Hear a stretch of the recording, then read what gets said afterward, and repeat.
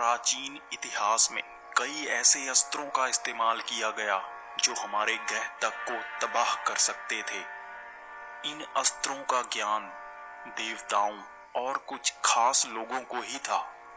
प्राचीन इतिहास में देवताओं के बीच भी कई युद्ध हुए जिनमें अलग अलग अस्त्रों का इस्तेमाल किया गया, लेकिन हमारे मन में ये सवाल उठता ही रहता है कि कौन सा अस्त्र सबसे शक्तिशाली था। हमने ज्यादा कथाओं में यही सुना है कि ब्रह्मास्त्र ही सबसे शक्तिशाली अस्त्र था, लेकिन अगर हम अपने वेदों का गहन अध्ययन करें तो हमें पता चलेगा कि ये सच नहीं है। दरअसल कई अस्त्र ऐसे भी थे जो ब्रह्मास्त्र से भी ज्यादा शक्तिशाली थे। तो आज हम बात करने वाले हैं 4 ऐसे अस्त्रों के बारे में जो ब्रह्मास्त्र से भी शक्तिशाली थे। चौथे नंबर पर है एक ऐसा अस्त्र जो ब्रह्मास्त्र से भी 4 गुना ज्यादा शक्तिशाली था। इस अस्त्र का नाम है ब्रह्मशिरास अस्त्र।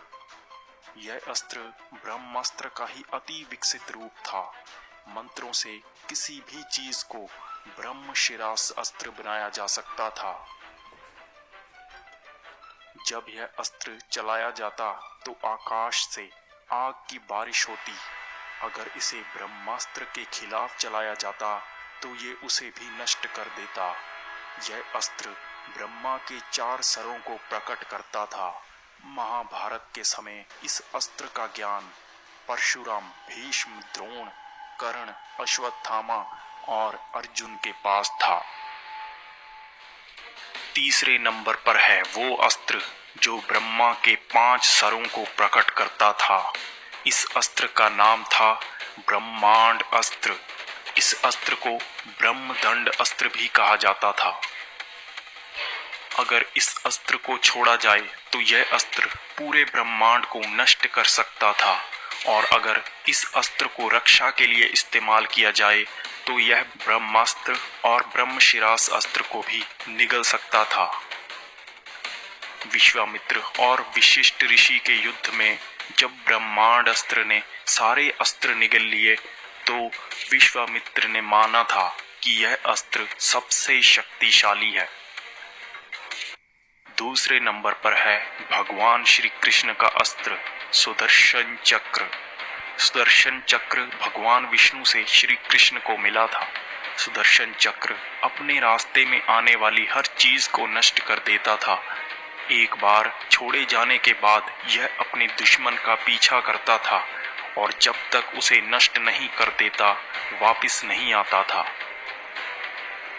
श्री कृष्ण ने कई योद्धाओं से युद्ध किया था और सुदर्शन चक्र हर अस्त्र से युद्ध में मुकाबला कर सकता था। सुदर्शन चक्र ब्रह्मास्त्र को भी कुछ ही क्षण में नष्ट कर सकता था। नंबर 1 पर एक अस्त्र का चुनाव करना बेहद ही मुश्किल था, क्योंकि 2 अस्त्र ऐसे थे जिनका आपस में जब भी टकराव हुआ तो यही नतीजा निकला था कि यह दोनों अस्त्र समान रूप से शक्तिशाली हैं। भगवान शिव का पाशुपतास्त्र और भगवान विष्णु का नारायण अस्त्र। पाशुपतास्त्र शिव का सबसे प्रलयंकारी अस्त्र था। इस अस्त्र से कोई और अस्त्र टकरा नहीं सकता था। इस अस्त्र का किया विनाश दोबारा ठीक नहीं किया जा सकता था। इस अस्त्र को पाने का ज्ञान सिर्फ भगवान शिव के पास था। इसका गलत इस्तेमाल ना किया जा सके, इसलिए शिव ने इसे अपने तक ही सीमित रखा। ऐसे ही भगवान विष्णु का अस्त्र था नारायण अस्त्र। यह अस्त्र किसी चक्र की तरह घूमता था और लाखों मिसाइल की तरह आग की वर्षा करता। इसका जितना विरोध किया जाता ये उतना ही शक्तिशाली प्रहार करता। इससे बचने का एक ही रास्ता था, आत्मसमर्पण।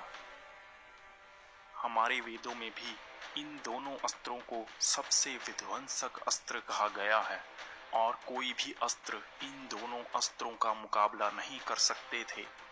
एक दूसरे पर छोड़े जाने पर यह अस्त्र समान रूप से टकराव करते।